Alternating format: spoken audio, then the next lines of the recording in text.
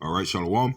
First off, I want to give all praises, honor, and glory to Yahweh, Bahashem, Yahweh Shai, Bahashem, Rakah HaKodash, and double honors to the apostles and the elders of Great Millstone. All right, first off, I want to say Shalom to the ones that push this word out in truth and in sincerity, which are the apostles and elders on down to the brothers.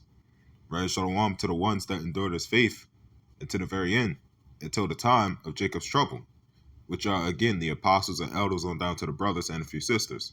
All right, so Shalom. I want to, do this, pretty quick video, based on, it's funny, real ironic, this morning I had yet another dream, but this time it wasn't, Brother Amos. But at first I was confused when I had this dream. It wasn't at night. Usually when I have these type of dreams, it's in the morning for some reason. Like I wake up and then fall back to sleep, and then that's when I start having these dreams. But this one, I'll just go briefly on it, right? It was confusing at first, but then it took me a while to register, what I pretty much just seen and what it represented, right? I'm pretty much, I was able to decipher, interpret, what that dream was actually about. It's almost like parabolic, right? Or at least my understanding of it. You'll have these random dreams and you'll just think like, well, it's just something so damn random, when really it could mean something. Or you could take it in a certain way to what you perceive it to be. This dream, pretty much, it was, we was, downtown where we usually push at, right? In a harbor. But it was like a homeless man, that came up in this dream. A homeless man, like he was a derelict, and he had like this bag of fruits, right? Specifically, I don't know why, kiwi to be exact. No, mind you, I never really ate that fruit, nor do I have any relevance to that fruit like that. So I'm, like I said, you don't really know why I would even have that in a dream. But he brought up some fruits and he tried to give it to the elder, here of Baltimore, right? Karatazaba. But as he was walking up to give it to the elder, he started like doing this push gesture, like almost like swinging fists. And that's when the elder, he kind of like went in defense, right? A state of anger. But then I realized from afar off, like, the homeless man, he was trying to tell me, he said, I'm not swinging at him. It's a barrier. It's a wall. It's a wall right here. It's like an invisible barrier I can't get past. So I had to, we had to calm him down. We had to explain it's like a barrier he can't get past. Right? But then some scoffers came up and eventually that barrier broke. Right? That's when the derelict, right, the homeless man, he gave him the fruits. But then I woke up and I was like, what kind of dream was that? But what I perceived it as, interpreted, that barrier, we all know through the scriptures, right? Fruit represents what? The multitude, right? The disciples, right? Or just brothers in general, or even sisters, right? Brothers and sisters. The homeless man was bringing the elder fruit, but there was a barrier. Why? Because it takes time, right? Now, the reason why this is similar to, the past dream I had with Brother Amos, that's why I brought up that one Jake that be coming down with all these damn questions, because that's stuff you got to watch out for. It takes time. And then once I thought about that past dream, it clicked. That dream was about crossing over, right? That dream I just had this morning, that was about crossing over. The fruit being brought in, but there's a barrier to stop that.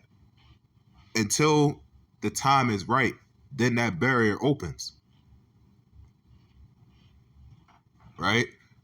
You can't just, that goes for like brothers that be on the outside. You can't just come in and that's it. And that was actually our problem. Cause that dream kind of made me reflect. I was like, well, damn, that was our problem because our previous camp leader, he just let us in, you know, and that really wasn't supposed to be the case. But it's through the power of Lord Yahweh Ba'ashim Yahushua, and that's where the Lord wanted us. Right? It's still till this day. But fruit, right? You gotta watch out what kind of fruit you bring in. Right? Now, the homeless man in that dream, it's crazy how those dreams work. You can tell who's who and who is not who. Right? You can tell who's, on the right hand side and who's on the left hand side. And I could tell in that dream that the homeless man was on the right hand side. He didn't mean anything by it. But that dream was to represent. It takes a process and it takes time, to cross over until that barrier lifts. Other than that, fruit can't just keep on coming in, automatically. It takes time. Right? But then I noticed another thing I noticed, the elder, like, he calmed down from it, and he looked at it from, a wise perspective. That's why, it's funny, the elder's name is Karatazabah, which means diligence. So, this is Matthew 7:13. It says, enter ye in at the straight gate, for wide is the gate, and broad is the way that leadeth to destruction, and many there be which go in thereat. Right? So that's pretty much like narrow is the straight gate.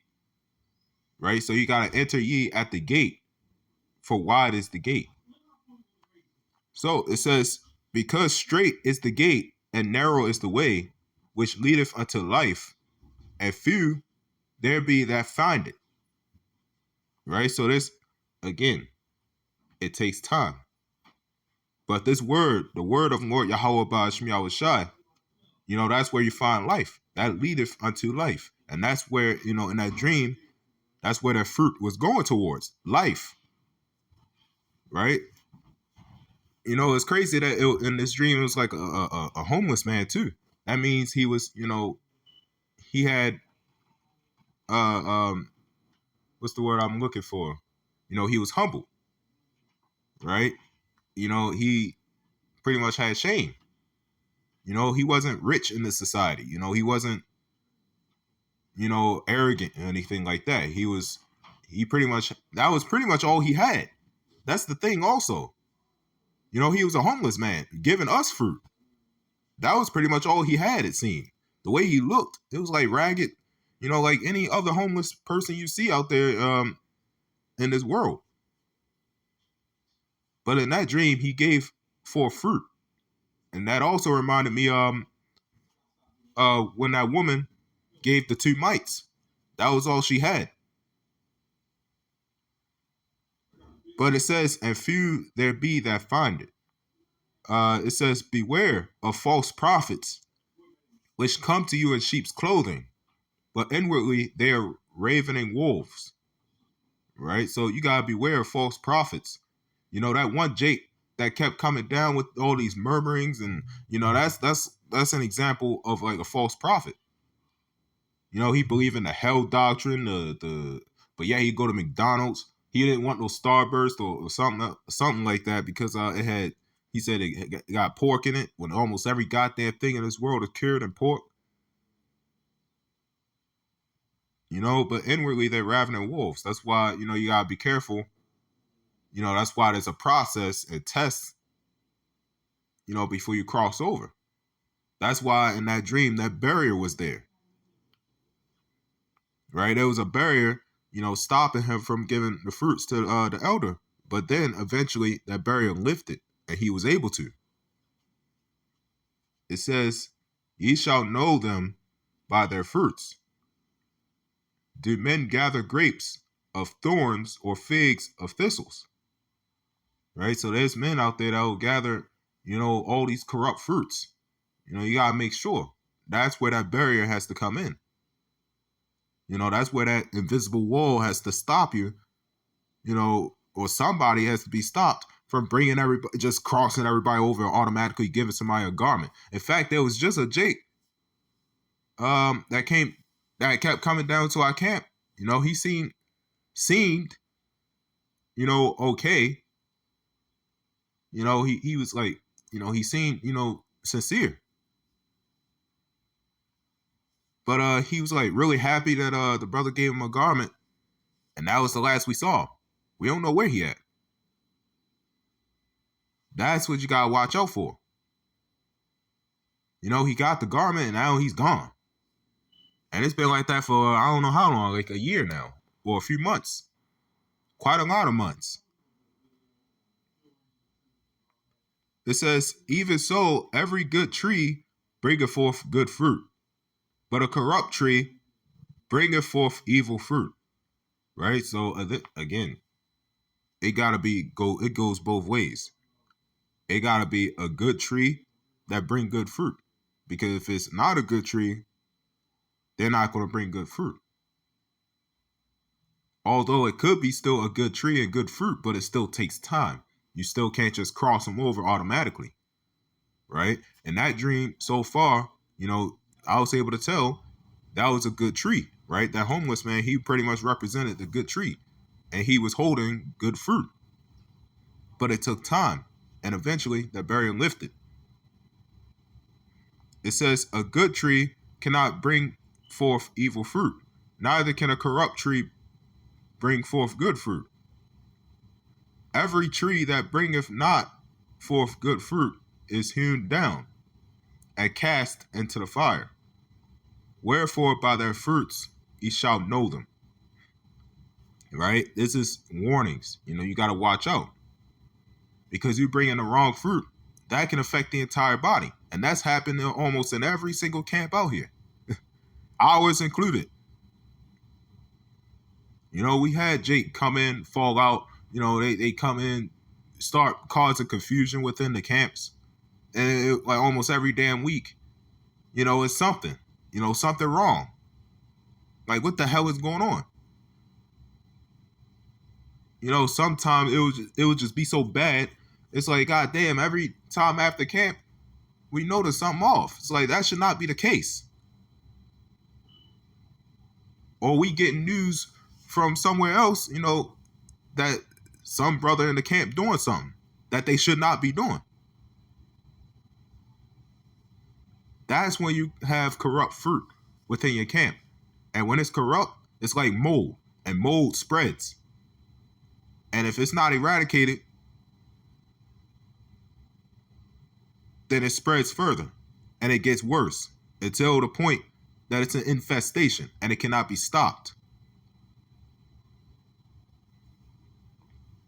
So I want to get Luke 6:43.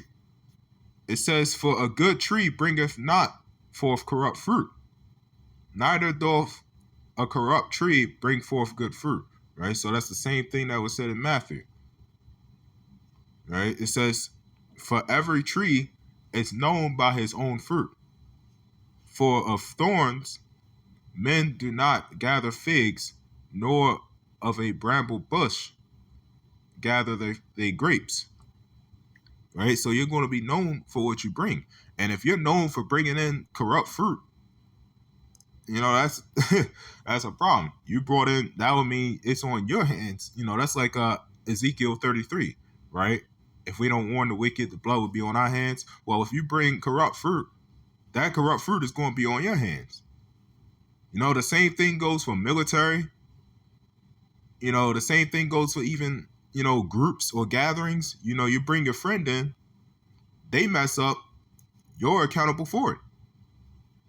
Shit, the same thing went for the entire nation of Israel. It wasn't everybody that went off in Israel. There was a lot of people that didn't. But we got punished as a nation. The same thing goes for if you bring it forth, you come in and you start bringing forth corrupt fruit. You start bringing other people down and they just corrupt. That's on you. So it says a good man out of the good treasure of his heart bringeth forth that which is good, and an evil man out of the evil treasure of his heart bringeth forth that which is evil. For of the abundance of the heart his mouth speaketh. Right? So again, it's on you. Right? You bring evil treasure, you bring evil fruit, that makes you evil. Right? You gotta be careful. That's why it's prayer. You gotta pray unto Lord Yahweh Ba'ashem Yahweh Shai. Because the last thing any camp needs, or not even just camp, but just the body in general, the faith. Right? At this point, it's not even about the camps. It's about the faith. The belief, the faith. The doctrine. We can't have no, it's bad enough, them other camps, man, they do unity camps. You can't have that. We can't have that. Somebody asked about the rice grain,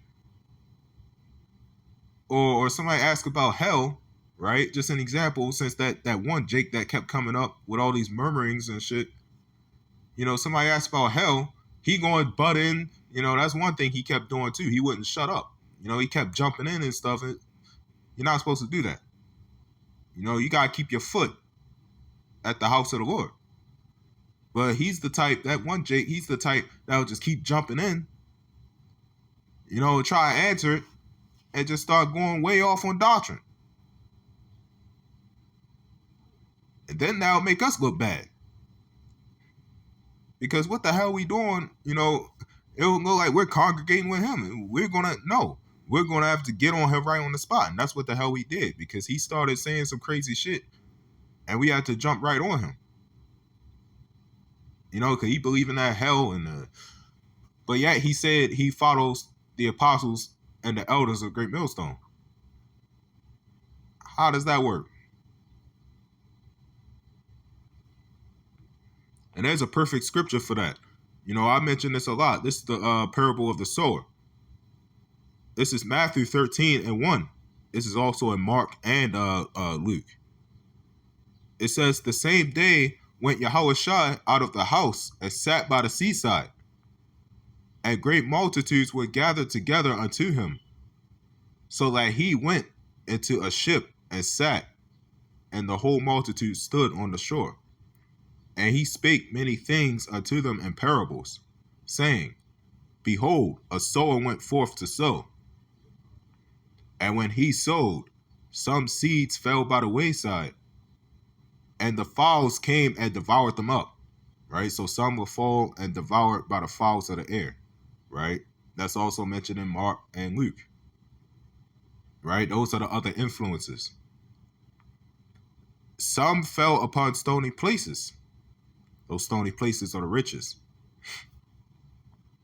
where they had not much earth.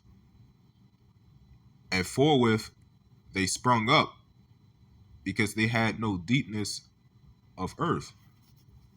Right? So they fell upon the stony ground. They fell upon riches. And that's when those are the people who worship the money, they get tangled up in these riches. And they're not looking unto the Holy One of Israel. Right? And they're not looking unto that which is natural in this place. Well, at least what's left is natural.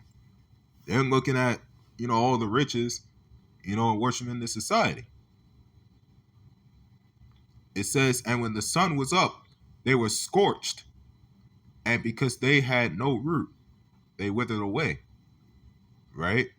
Those are the ones that fall upon the riches, but it's also the ones that end up scorched because they burnt out. Or they crossed over too fast and they just weren't in this thing for sincerity. But the riches could also go into vanity. Riches isn't just, the money. It's vanity. And vanity, fame is vanity.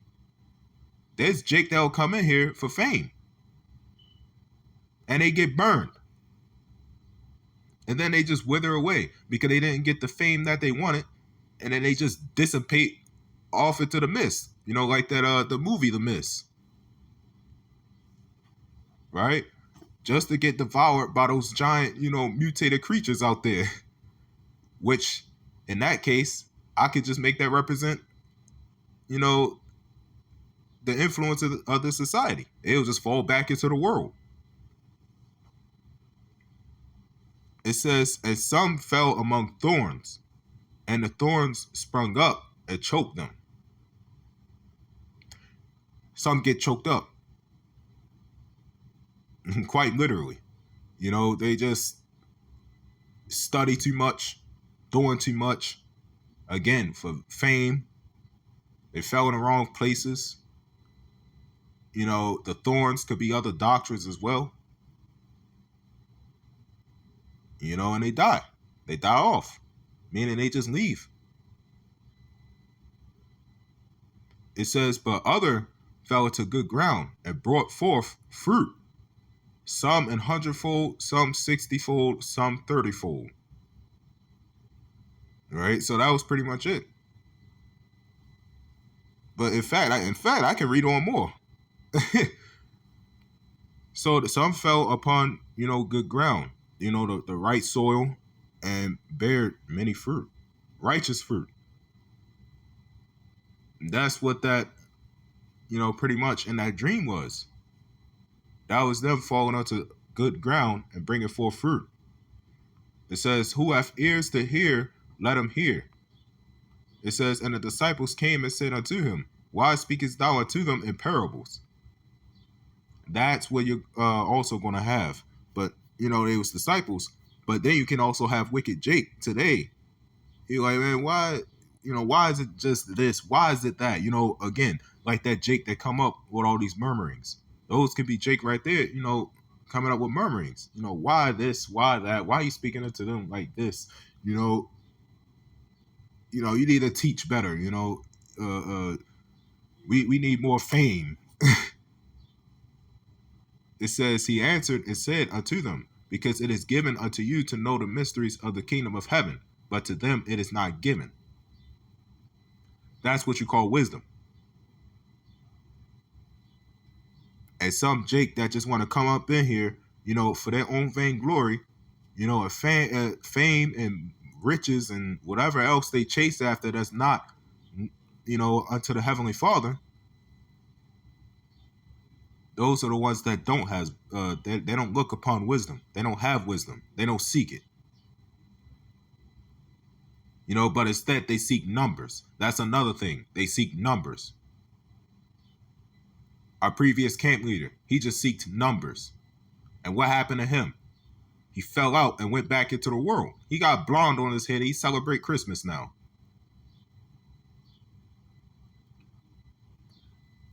Those who seek numbers, those are the ones that fall first, right?